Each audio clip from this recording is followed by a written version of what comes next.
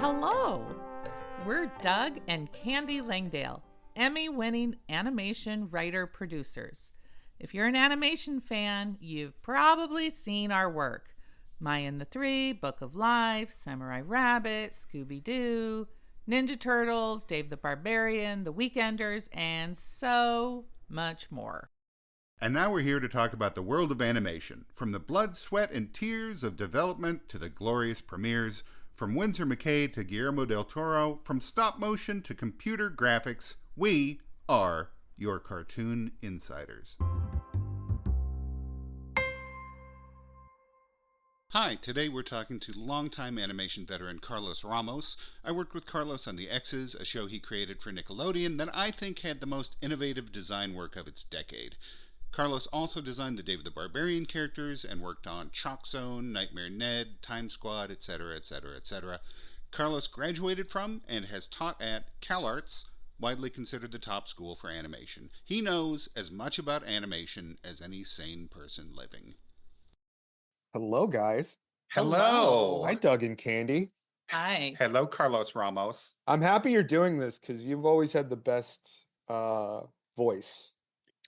Oh. Our records together back in the X's days when we were working with actors, you have to listen to those back continually, and I would hear you go very beautifully and eloquently describe what you were trying to get out of them, and then I would go, oh, a little higher, and you just have to hear that stabbing in your ear. It's torturous. I'm sure if I listened to it back, I would be like, oh, Carlos's voice sounds so much better than Nobody likes the sound of their own voice. That's true. That's true. That's danger for podcasters. Yeah. Yeah. No. We just don't listen. Just keep talking. Yeah, never listen back.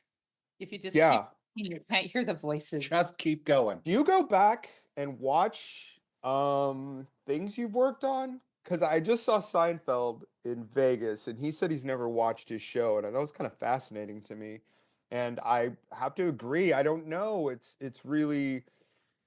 hard. It's hard because you want to change things, and Yeah. Doug does not watch anything, and I have to force him to sometimes. yeah. I generally don't because I have a tendency to still remember the thing that I didn't like about the thing that I'm watching that I never Yeah. got to fix.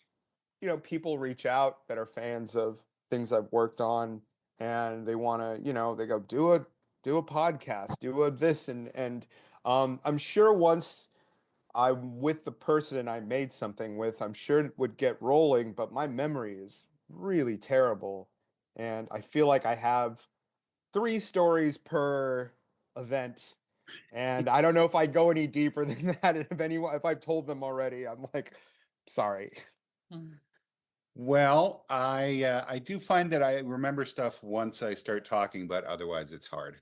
Yeah. That's for sure. Yeah. That's what's kind of nice about this Zoom podcast, corporate meeting system now is I feel like the build up to it, to getting, on the line with animation studio, and you've 4 screens, and the build up to it is torturous. The night before is, I hate it.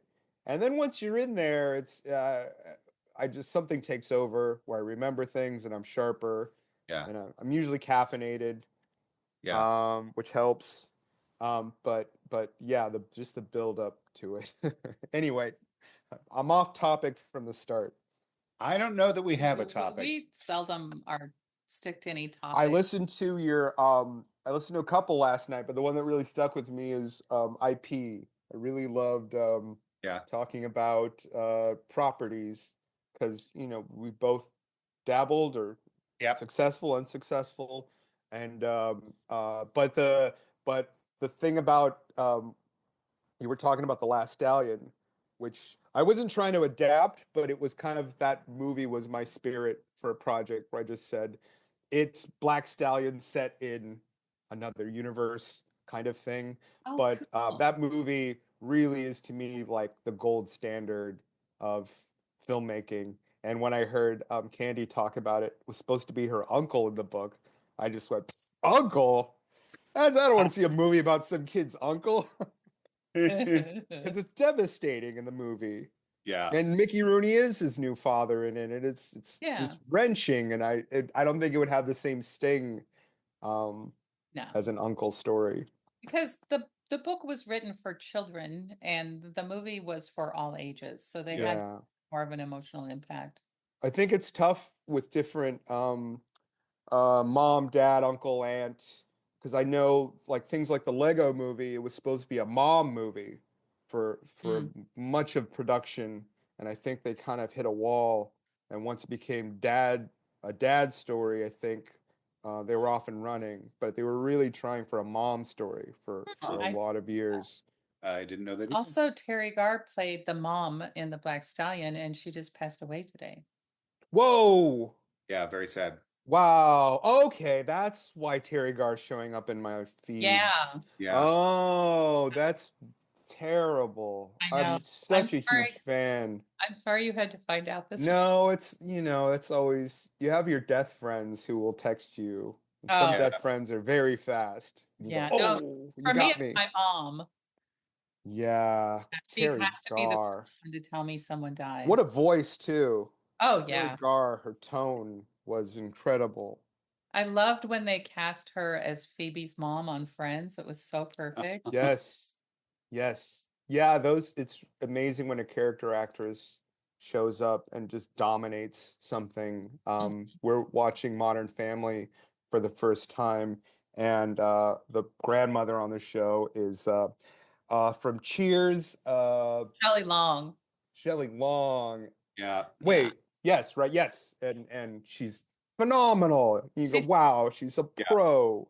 Yeah, so evil. And that's what's beautiful when Doug and I were together, and in all animation is you get a lot of kid actors and you get a lot of character actors, and they are incredible. You don't really want to work with anyone else because they don't really they don't want to waste your time, they don't want to waste their time. They're there to work, and they're there to do anything to get the job done.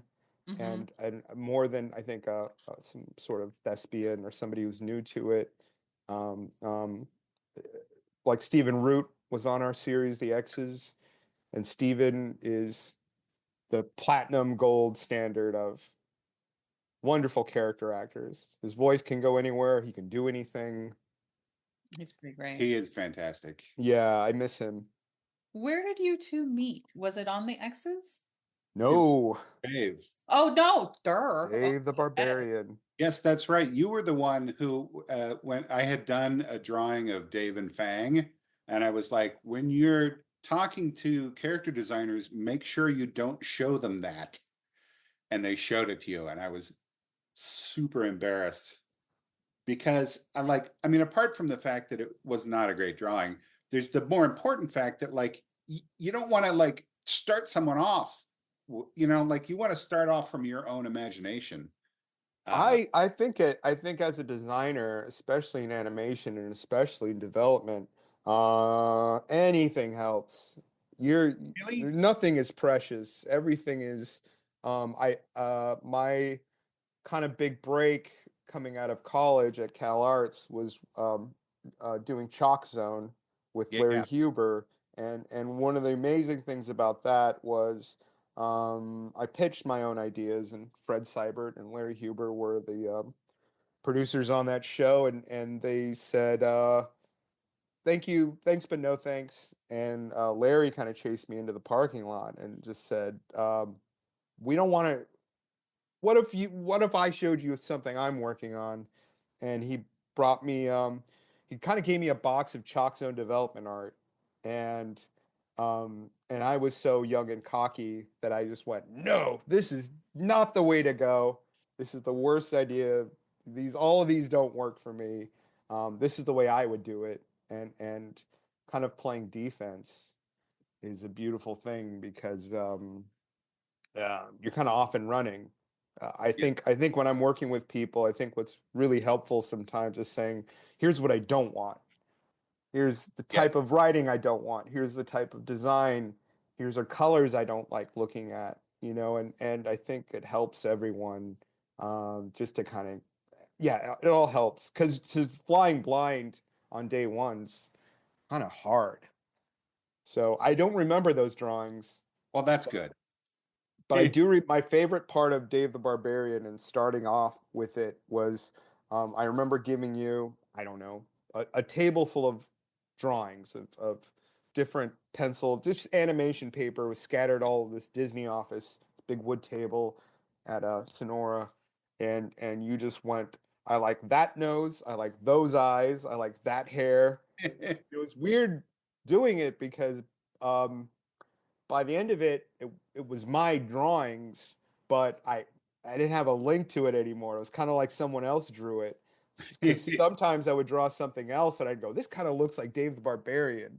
I went, well, I did that. That is me, but it was a very Frankenstein way of coming to it, but it worked out beautifully. Yeah, you were sort of like a police sketch artist. Yeah, I was really, those days we had to be so fast.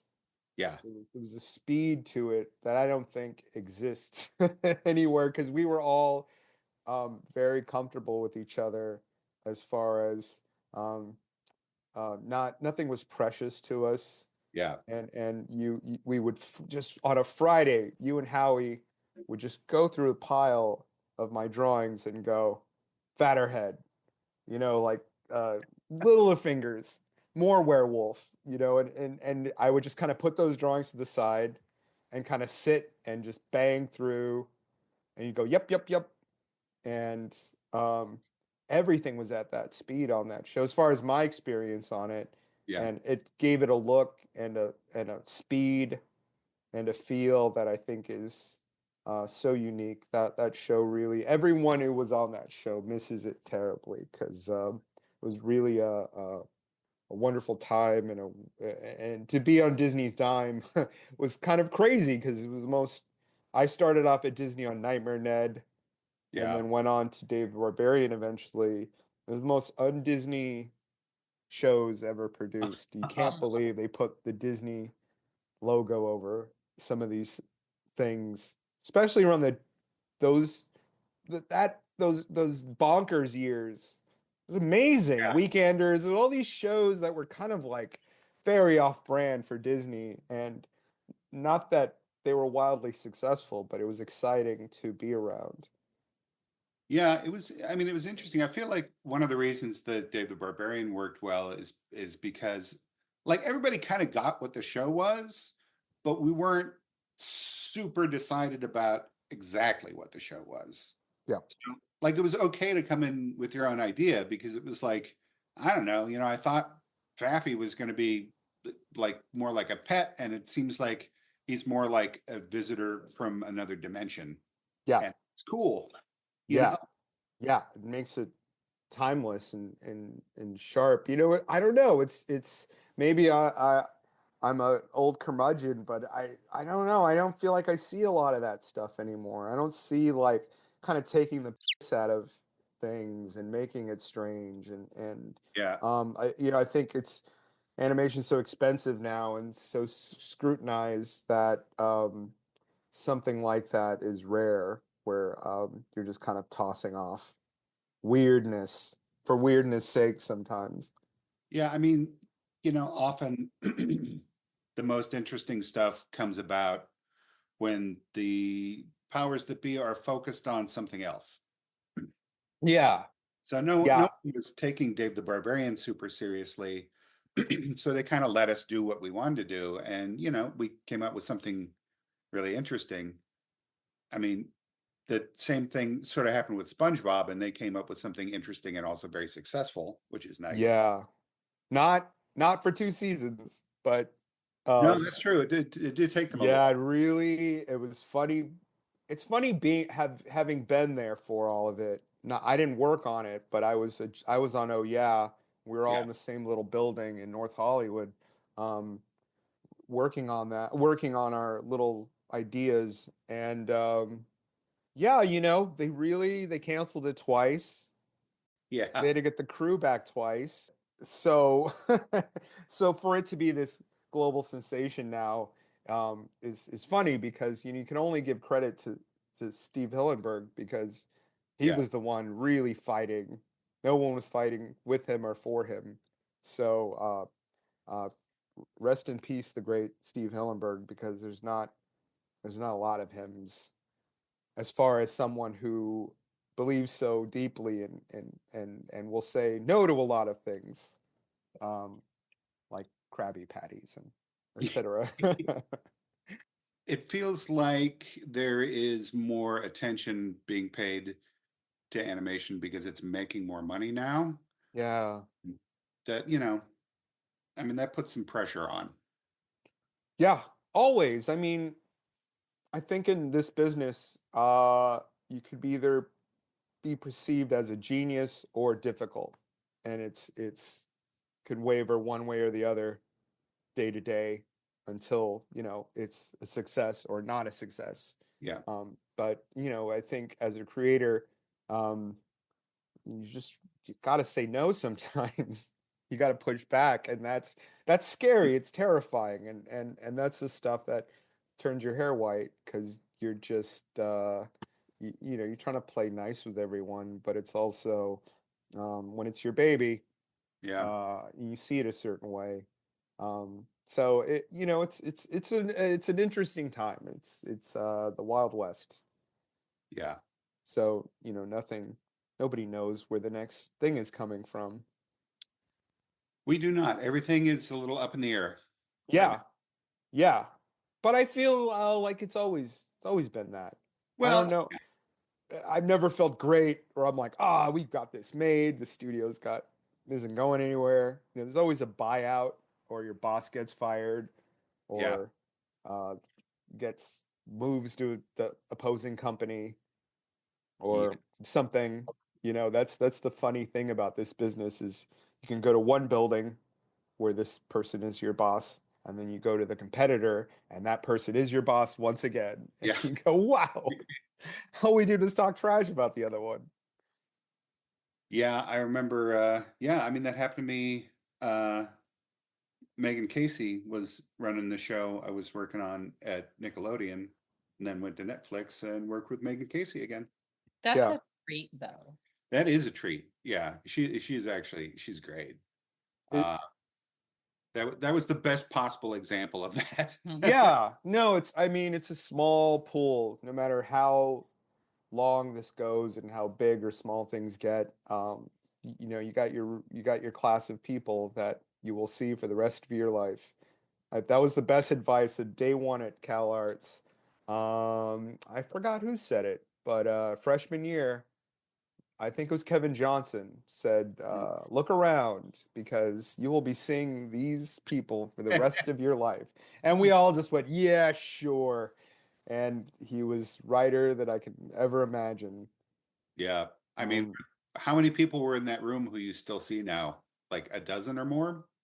I mean, life is long. So, I just ran into my old cube mate at coffee the other day, Bob Perschetti, who directed on Into the Spider-Verse. Yeah.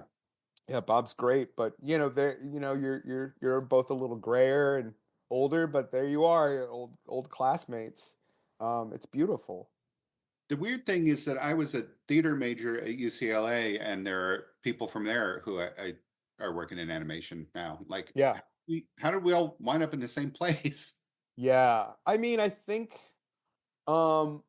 it's funny. I remember right during the time Penn Ward was developing Adventure Time, he lived next to the Steve Allen Theater, and he was going to a lot of shows there. And the Steve Allen Theater has, eclectic group of comics. And I after I finished the X's, I kind of went with Chris Hardwick and followed him into this kind of stand-up comedy world. And I did it briefly, and Chris and this great comic Josh Fadem kind of guided me through the comedy world. You guys are going through that right now, but I think Penn started hiring comics. They started getting really, I think, juiced up by seeing these people, and then started putting them on the show. And then I found that like the comedy world and the animation world kind of started colliding at that point, where it kind of became one soup. So everyone's an animation, which I get. It's it's a great way to sell a joke. Yeah, Yeah. it is. You can really strip it down to its minimum. Yeah. Yeah. And I think somebody like Penn Ward really showed the world this kind of I think my favorite thing about Adventure Time was the thing I was really trying to do on the X's was not do cartoon voices. I really wanted actors coming in and doing the way we were talking in the room was what I wanted. I Yeah. hired you because I like your tone and I like your sound. I don't want you to push yourself to some weird level. And then so I think now animation, not all shows, but a lot of shows have a more natural tone now Yeah. that to my ears I love. It's a matter of taste, but I like people sounding like people. Something like the life and times of Tim and stuff. Like I like just hearing people in a room kind of bouncing off each other. I think it's stressful to listen to someone and you can tell they're squeezing their voice or pushing Yeah. in an unnatural way. Like that makes me tense. Yeah. My favorite story about that is we had Super Macho Man Randy Savage on the X's, and I worked with him a few times. I tried to get him at Disney, and they hated him so much. They said he sounds insane. Yeah, it's Yeah. Randy Savage, and he so he would come in and we had him on an ISDN line, and he would talk to you the way he would perform. So he'd go, "That sounds pretty good to me," and you're just like, okay." But he said, I don't know how much longer I can do this. What do you mean? Oh Are no. you what is this? Can't you just speak to me normally in between? But he couldn't. It was either on or not at all. That's rough. That did lead to my Is that the possibly show where that happened? my favorite recording moment ever, where I was asking Randy to like sort of pull back on something and take it a little slower and a little quieter, and he just went more sensitive, and I was like, yeah, that's right. That's meeting your heroes and somebody delivering 1000%. I mean, those were some short sessions because we were like, great. Oh, you did it again. He was fantastic. No problem. You know, I think there was a point where we wanted to get him on El Tigre, but the character was too similar to the character he'd played on the X's. Yeah. So we wound up with John DiMaggio, which no one would Yeah. He's amazing. John DiMaggio, And just MVP. I had him on Time Squad too. He's yeah. just the best. I remember he came in for us and he would tell us Coen Brothers stories.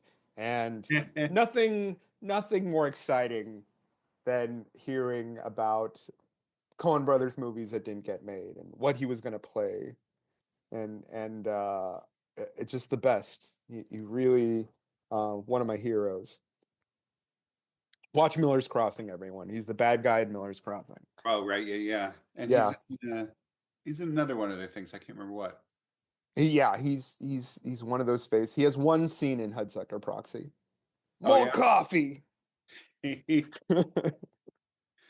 Now he was and actually he's someone who he does some voices that you might call cartoony, but he is able to make it sound like it's his natural voice, which is kind of the key. I mean, it's not like you can never have a cartoony voice, but it has to sound plausible. Mm-hmm. Like Bender is a little bit cartoony, but like when I first heard that character, I was just like, oh, they found a guy who sounds like that. Mm-hmm. Like it never occurred to me that he was putting on a voice. John DiMaggio became at my Disney pilot, I had a Randy Savage series written for Randy, starring Randy. I was Randy all day.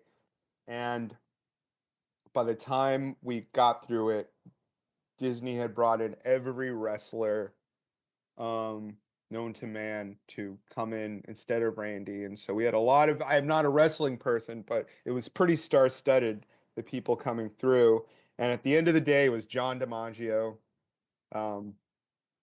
Just killed it. Yeah. I mean, he's again a machine, and you can't deny someone who's been doing it for 20,000 hours. What show was that? That was a show called Extreme Fairy Tales. It was fairy tales told by Randy Savage, Oh my God. and That he would sounds he would amazing. divert from the story immediately. He'd go, I got it from here," and he would tell his version of how fairy tales went, so they'd go off the rails every time. There is a show that is basically that show now, What is where, it? and I can't remember the name of it, but it's on Apple, and it's where they're telling a fairy tale, and the daughter keeps interrupting, and then they're sort of like, well, how do you think it should go? Oh, It's like Interrupting Chicken, maybe something like that. it That's a doesn't great feel like name. a little kid show. Yeah, I mean, it is. I should say it is nothing like what you're describing, except Yeah. for an element. Yeah, I mean it's kind of we did okay with it, but I don't know. You kind of need that Randy. You need that insanity, I Yeah, think, to make an idea like that work. yeah. Yeah. It just seems like such like the quintessential '90s show. Yeah. Yeah, for With an sure. X in front of everything, except Yeah. the X's does not fall into that category. I don't know what category the X's falls into. I think it falls into the category of underappreciated gems. Was really I have this theory because I went from writing Time Squad to I believe drawing for Dave the Barbarian, Yeah. and then creating the X's kind of back to back. And I think all three of those shows were like a celebration of losing. It was the pure bliss of characters that are gonna finish last. They're not gonna win. They argue. They're a bit cagey with each other. They'll screw over each other. And to me, there was a comedy and a beauty to that kind of um, design that I reveled in.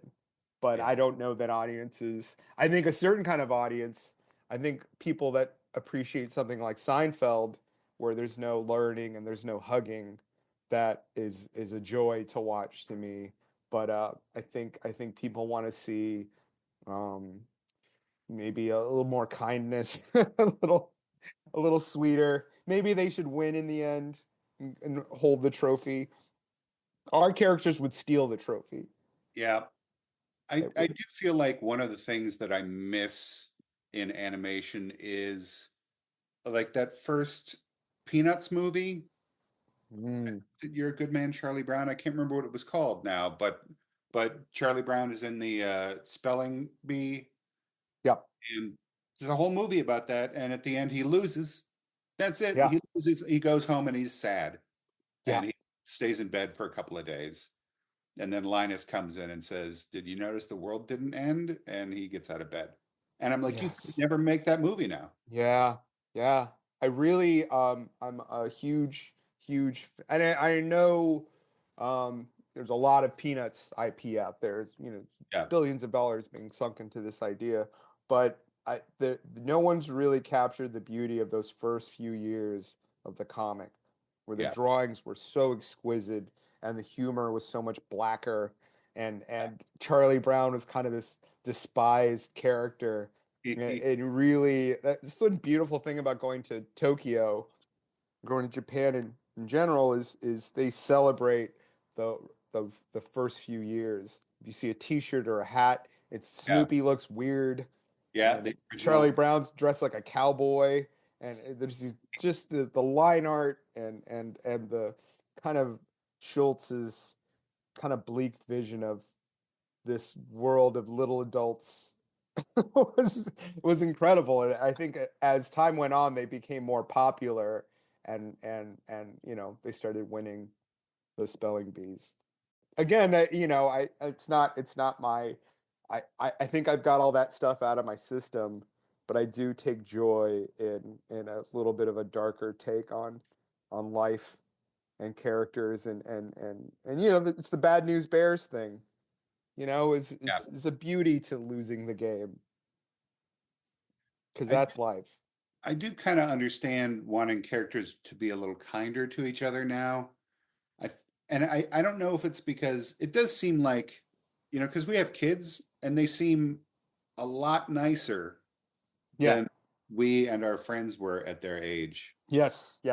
I think post-COVID, For sure.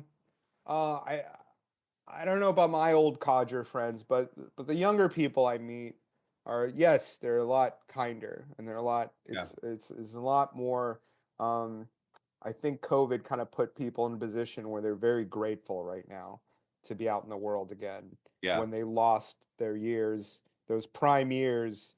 Well, you've experienced that through your children situation. Yeah. And it's very sad to watch, because we got to tear the world up back then and do things. So yeah, I think there is a something to kindness now. Shows like Detroiters really show me it's amazing to have a Tim Robinson show. It's about Detroit, but it's so kind. It's just started on Netflix, but it's one of my favorite shows ever. Yeah, if you haven't seen it, check it out, because it really there's a kindness to I think there was an episode where Tim tells some giant guy, he goes, "You're a jerk." And it ruins the guy for the whole episode. He's kind of like despondent, and you go, "Wow, what a sweet thing to say." That something like that can really derail a person. When it wasn't really an insult, but it really hit the guy hard. Yeah.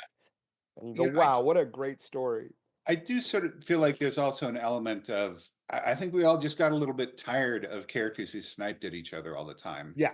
There was so much of it. I mean, if you look at Bob's Burgers compared to Family Guy or The Simpsons, there is a sweetness to it. Yeah. That those shows lack. Even The Simpsons, which is a nicer show. Mm-hmm. I feel like Bob's Burgers has a kindness. All the characters seem like they're neurodivergent, but everyone sort of accepts it. Mm-hmm.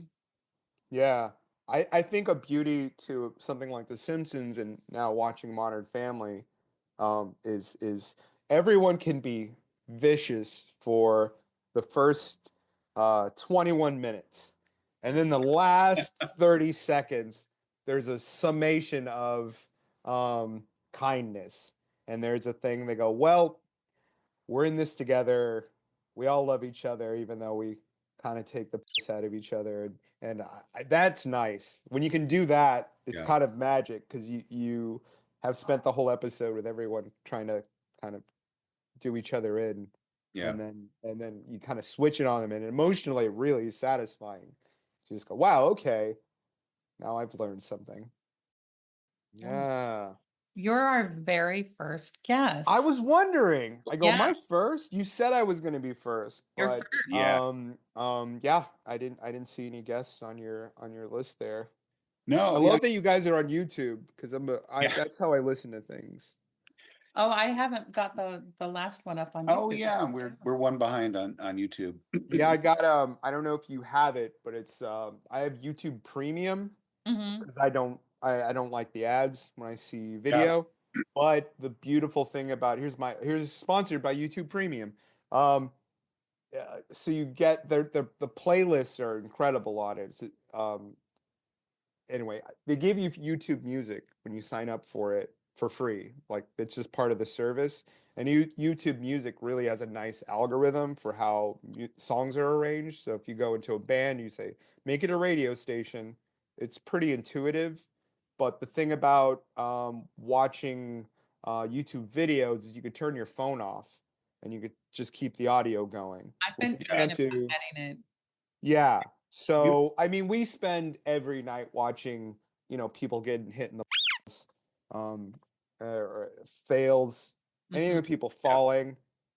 We watch people falling. My wife and I watch people falling off things, getting hit in the nuts, car crashes. And then we'll watch World's Scariest, where it's ghost videos. And then you sleep. That's the high low of life. You get your brain all jacked up on car crashes, and then you watch scary ghost stuff, and then you're terrified going to bed. That's how to Excellent. do it. I mean, that's the best marriage there is, because I really like being scared, and I'm pretty jaded where nothing really does it for me. But watch 10 of those, and then one, they'll show that little ghost face in the window or something. They'll zoom in and they'll go, "Did you see this?" And you just go, "Oh, that's terrible." And then you're screwed for the night, because my house looks very creepy at night. It's not haunted, but it looks haunted. I like watching alien and UFO conspiracy videos, but I don't watch them at bedtime because I'll just have one eye open. Yeah, it's not wise. I miss. I'm sure you guys watched That's Incredible back in the day. Yes. Yeah. The best show. It was just a hodgepodge of ghost videos, people with weird appendages, human interest stories. Yeah. It was all just this crazy mix of things that would kind of scare you or make you laugh, or kind of, it was a beautiful program. But the ghost stories in it, I remember the Haunted Toys R Us, where they had a photo of a child silhouette standing in a Toys R Us hallway in the middle of the night. It really just destroyed me. I think that show was right after or right before Real People. Yeah, that was them together. Yep. Because the town I lived in at the time, Boring, Oregon, was on Real People. Yeah. We're very proud. What a crazy mix of back-to-back shows. I know. It's kind of like the first kind of YouTube interdimensional cable kind of stuff, where you're just watching your brain just kind of being fed these little 5-minute bits about the car with the drinking fountain in it, or just weird little human interest stories. Yeah, I miss those shows. I wish they would just package them again and just show them to us.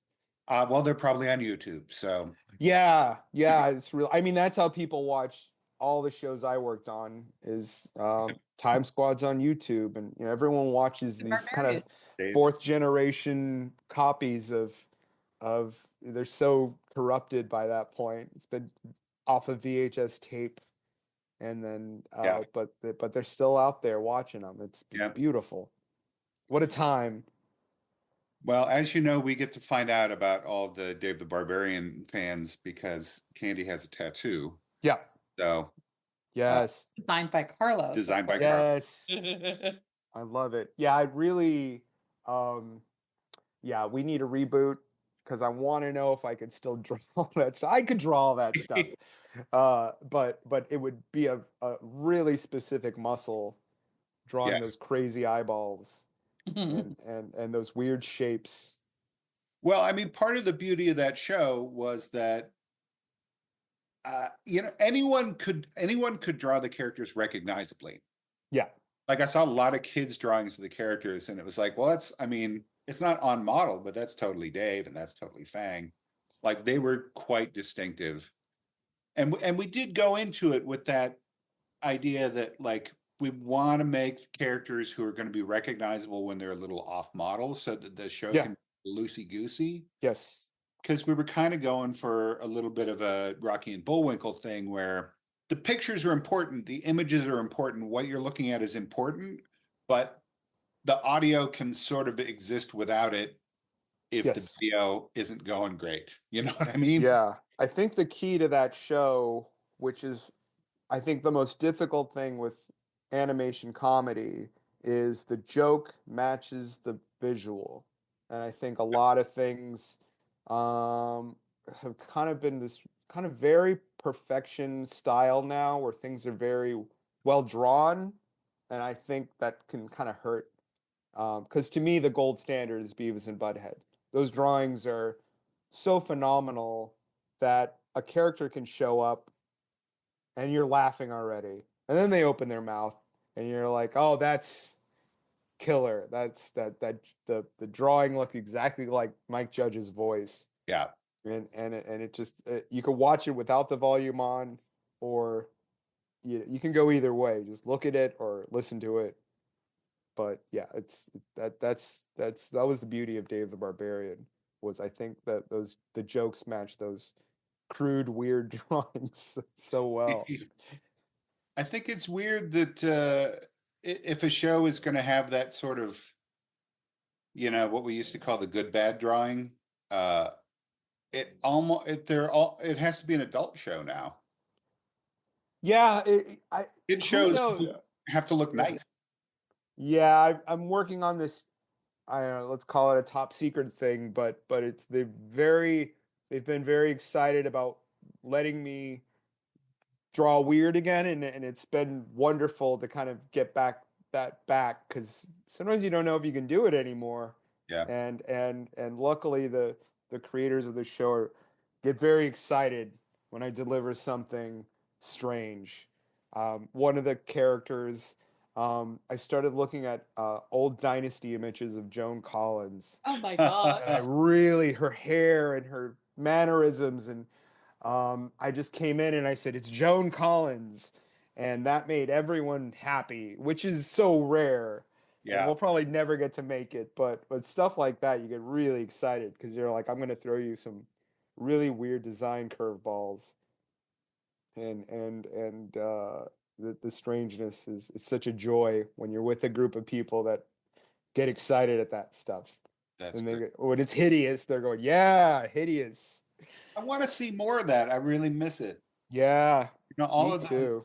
All of the sort of Disney tween sitcom shows like Weekenders and Pepper Ann and Recess, they all had slightly wonky styles. Yeah, but I found very endearing.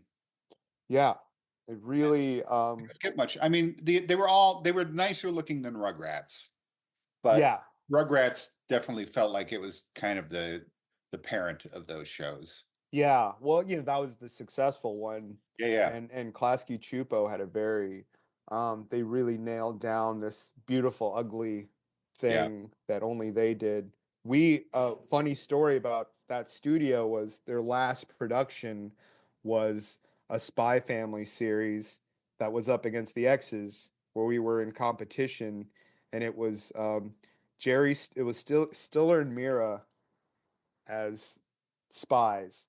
Wow. And everything was food based because they owned a deli in New York. And so they had, they would throw pizzas at people and stuff. And so I remember sneaking out a copy to watch that and really going, because it was, it was that definitive Nickelodeon Klasky style. And I didn't know. Luckily, I think the X's was sexy because it looked so weird. I don't know if people understood how kind of strange and innovative the X's was from a design point. I mean, there were no lines. Computers wasn't really colored it with computers, but that was so new. It was crazy. I mean, and challenging. Yes, because you had to. Remember, we had this sort of like dichromatic backgrounds because if there were too many colors in the backgrounds, heads would disappear. Yeah, because the characters were just blocks of color. They had no. Yeah, it was really. I would never try that again because it was insanity. I don't even know anyone else has tried that. Just no lines and I think that's what sold the show. Yeah. But very impossible to do. And the saddest thing is once we had to end the show, our overseas studio, Rough Draft, kind of went, oh, we finally figured out how to do it. Like it took them 2 seasons to figure out how to put this thing through production because it really hurt to get to the finish line. But it really, I can't believe we never won any art direction Emmys or whatever. For me, give me them all. I mean, I think we kind of pulled it off so well that people didn't notice it. Yeah. It was I think people were just obsessed with Tuesday's hair changing. That's the question I got in every interview, and anyone that asked, they go, do you know Tuesday's hair keeps changing color? And I went, yeah, because it would just disappear otherwise. And they go, is she dyeing it in between scenes? And I went, sure. That makes you feel better. Did you explain to them that it was not a documentary? Yeah, it's a cartoon. Yeah. That answer doesn't fly ever, but it's a cartoon. I do remember that in the pilot, Truman was even more extreme. Yeah. You had to pull back a little bit on him because there were times where your brain would sort of start refusing to assemble his features into a face. Yeah. Yeah, he had dot eyes initially. He had little dots for eyes, which that will never.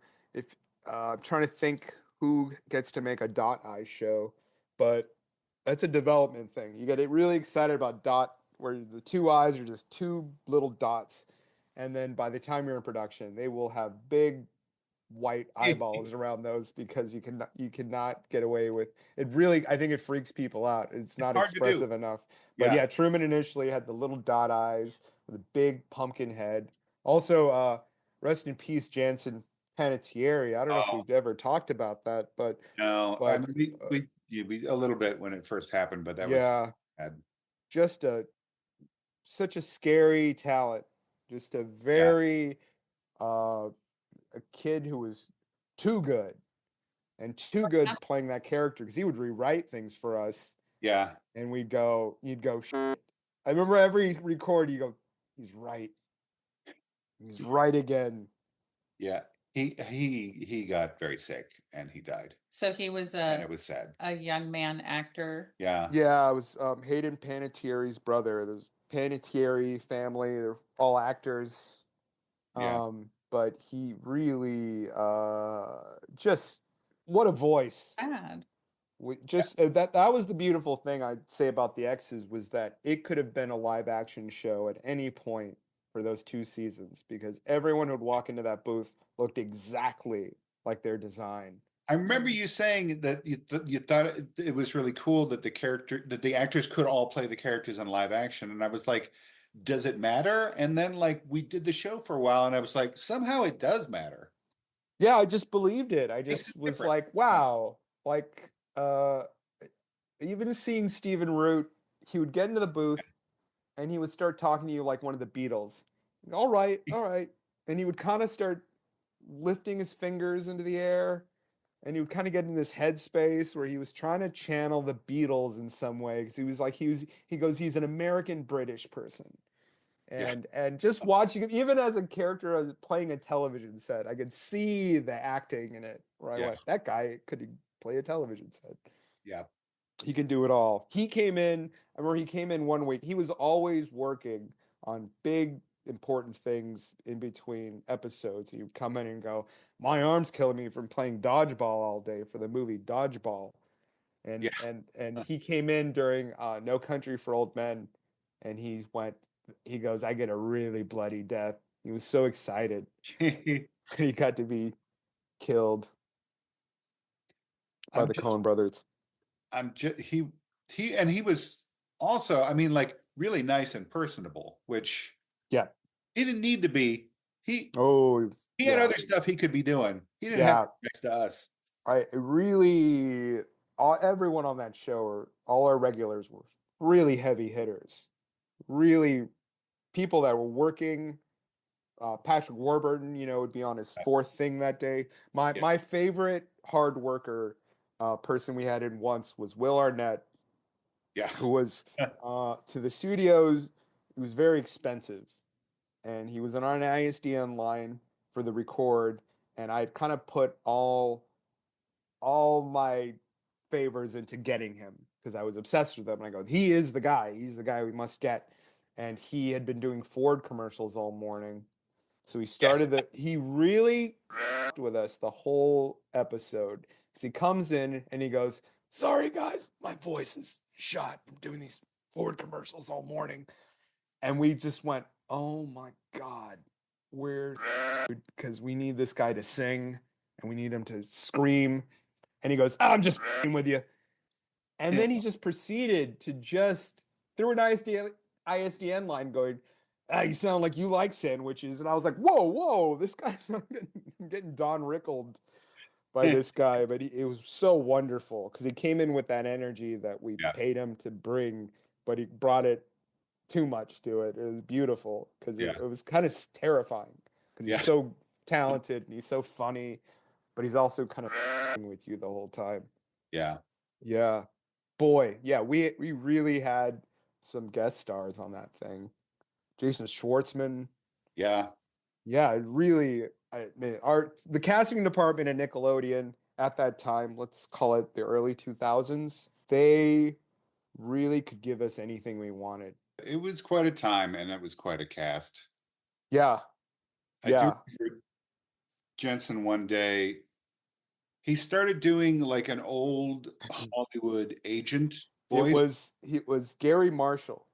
Was it? He just had a meeting with Gary Marshall, and he came in going, I'm Gary Marshall. Hey, I'm Gary Marshall. And we couldn't, he was summoning this old man. It was so weird to hear that. What was he, like 14, 13? Oh, I think younger. I think he's the same age as my son. So he was born in 94. So he was like 11 or 12. Yeah. His voice hadn't changed yet, which was scary because you're waiting day to day because he had this beautiful little scratchy voice that at any time could disappear. We were on borrowed time that whole show. Because I love like we had Soleil Moonfry on playing multiple characters because I love that smoky voice she has and can maintain forever because that's her voice. But Jansen had the same thing, this beautiful scratch to his tone. Yeah. I think that's my obsession with what I brought up a few times is I love tone. I love when a group of actors come together and it's like listening to the Beastie Boys. You have high pitch guy, scratchy voice guy, mid voice guy, and you're never confused as to who's talking. Well, Patrick Warburton is so smooth. And it's nice to have things to contrast that. Yeah. He's kind of our broth base. Yeah. For everyone else to jump into. Was it the very first record where he showed up in a tuxedo? Oh. It was an early one, at least. Wow. Yeah. I mean, all those guys were always coming off something. Yeah. You're kind of catching them in between things. Yeah.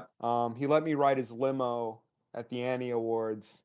And just Patrick sitting in a tux in the back of a limo it's as good as it gets. It's as good as life gets. You're just like, wow, how did I get here?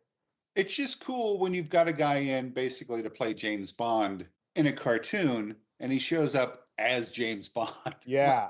He really God, you just miss those days of just having coffee with the guy waiting for people to set up because he has, you ask him a million stories about Seinfeld and he will tell you the 30-minute version of Putty and you just go, wow, that's incredible.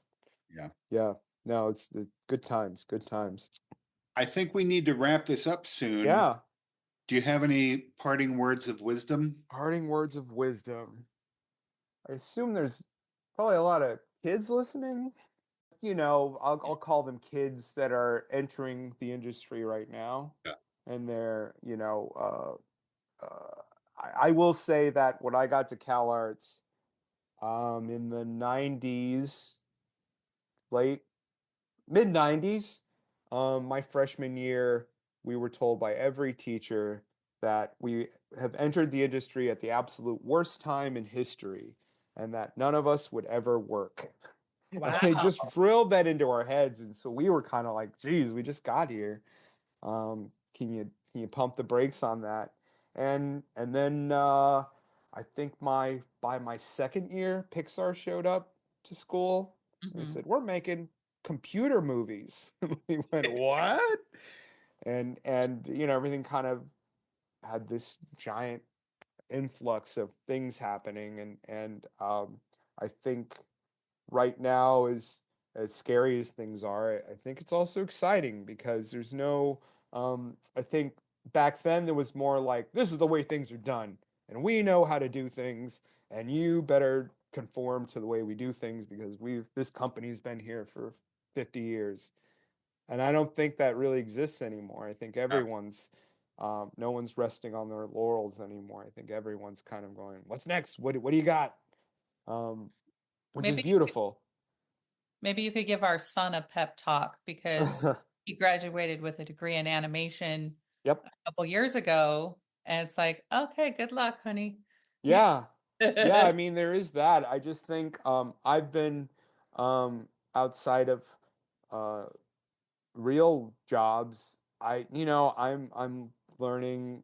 I learned Flash again, and I'm having fun with it, and it's great. It's a great tool. It's great that you've even seen CalArts films now, how advanced they are and what you can do now is incredible versus the old pencil tests that we would do. And I do love pencil tests though. I think comedy, I think the greatest comedy in animation sometimes comes from pencil tests or storyboards. Yeah. The sad thing about storyboards is a post-it drawing will be the gold standard of a joke that will never get to the screen. The joke will kill so hard in the room where you cannot believe how funny that drawing is and how well they told it. And then you get to the animation and it's just not that anymore. But anyway, my point being is you can kind of do anything now as a single individual. Yeah. You don't really need money or program that, you can scrape by on some scrappy programs. Yeah. I've got a $10 program on the iPad that works great. Yeah. Yeah. The iPad programs are incredible. I mean, everything is just plug it. Yep. Toon Squid is pretty good. Yeah. Yeah. It's beautiful what's offered now because I'm starting to really embrace what you can do at home alone and what you can show people after and go, this is what I think it is without any interference. Yeah. And do you like this? Do you not like this? What I've done in my garage? And that's great. So I'm excited for all of it. Yeah. Because that's the only thing I can do about it. Yeah. Well, it's basically, I mean, it's the advice we give people every time we're asked for advice. And what is that? Just keep making stuff. Mm-hmm. Yeah. Yeah. I mean, because that's all you've got is your take on things. Yeah. Because, a lot of times, my whole life I've heard, we have a Robot and Boys show already. We have a, Family of Spies show already. And you go, yeah, but it's not for me.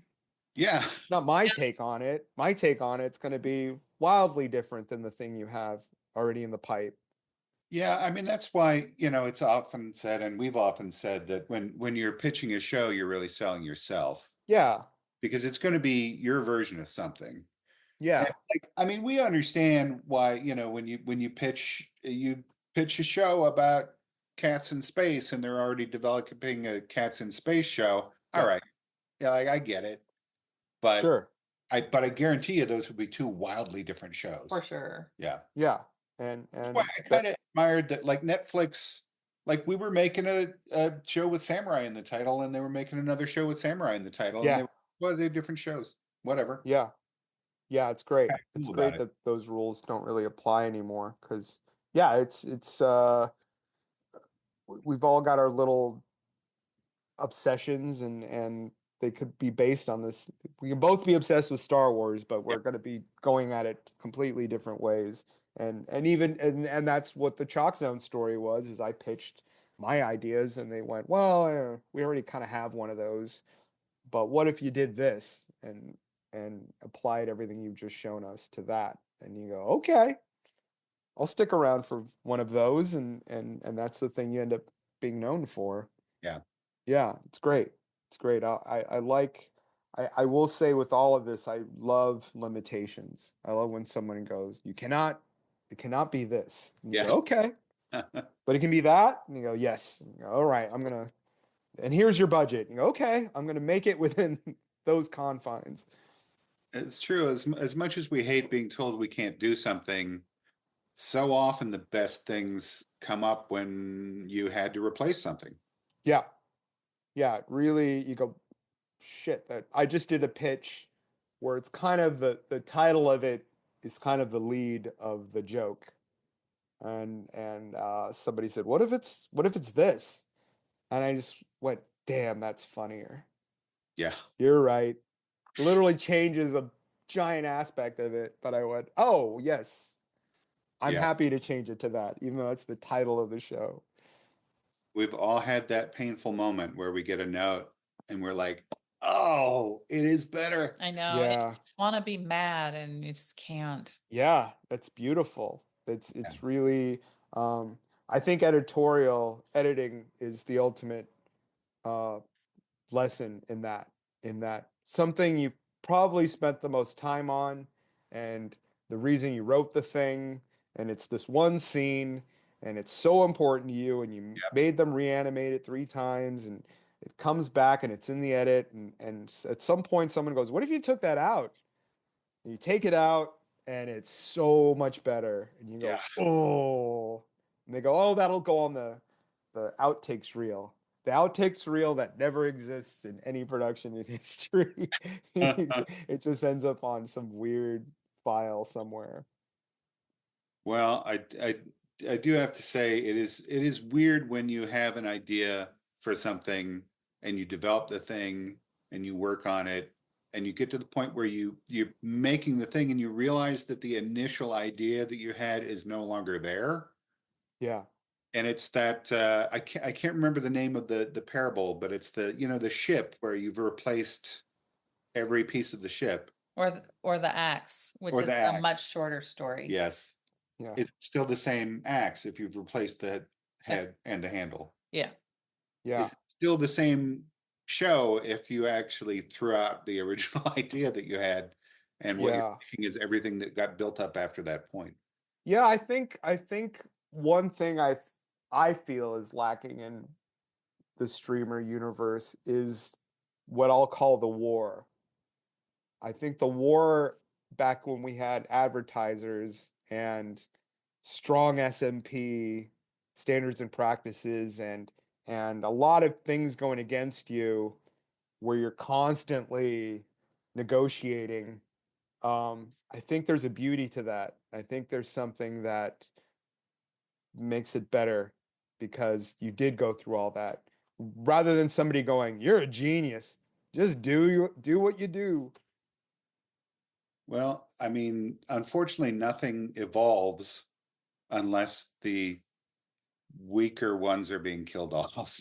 So, yeah, I think that negotiation is key. I see that with a lot of auteur directors that I love. They're the greatest directors in film history. When they're kind of given a blank check, I think something gets missing. It happens. It happens a lot. Yeah.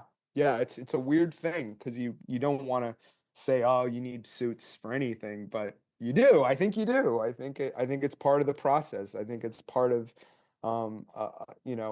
something like, we've been around some productions that were terrifying, where either we were on them or adjacent to them. Yeah. But there's a war going on that floor at all times, and then that show ends up being the biggest thing at the network because it was nothing but fighting the whole time. And you go, wow, that's kind of interesting. Everyone loves that show.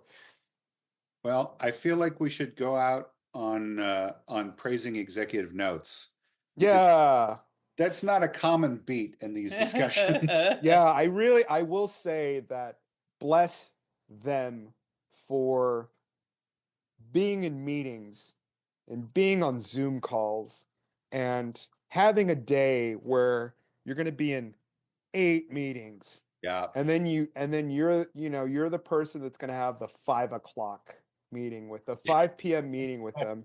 on a Friday. Yeah. And you just go, ooh, like my heart goes out to them, because I don't know what developmentally happens to your brain when you're in that many meetings and your headphones are on and you're staring at a screen with 10 people discussing the color of the shorts.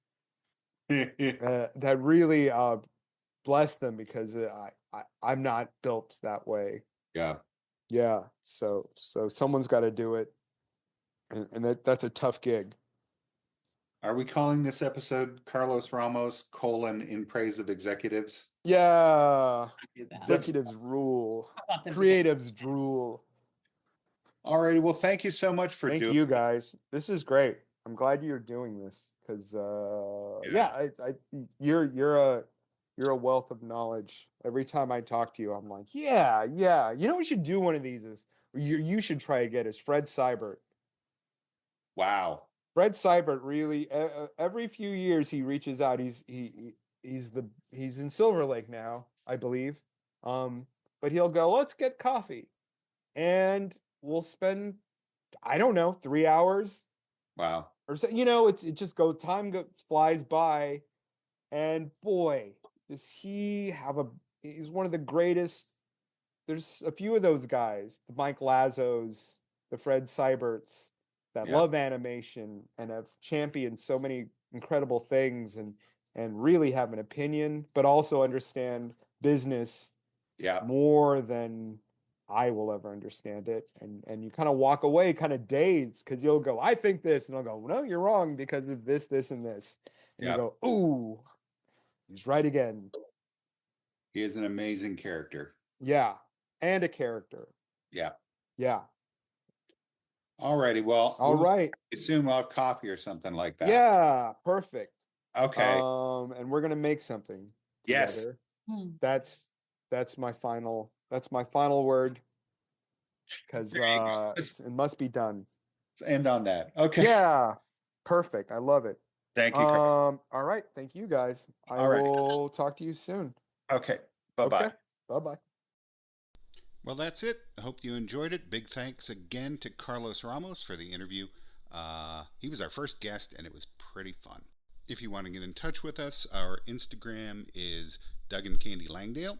That's at DOUG_AND_CANDIE_LANGDALE. And thank you very much. Bye-bye.